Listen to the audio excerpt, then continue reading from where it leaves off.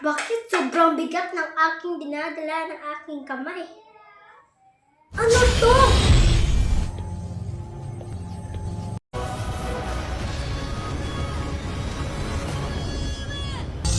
Hindi nila alam na meron akong dinadalang tulong.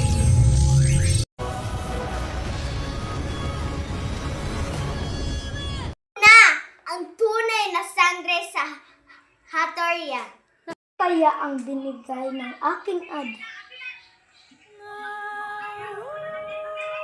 Unsa na?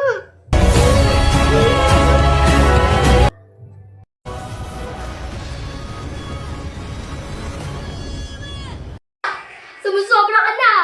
Hindi ko na kaya ang mga ginagawa mo. Akala ko pa, kaibigan ang tingin mo sa akin.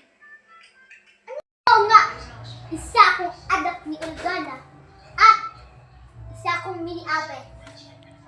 At kung hindi dahil naman mo, hindi tayo nag-aaway. Tikman mo ito!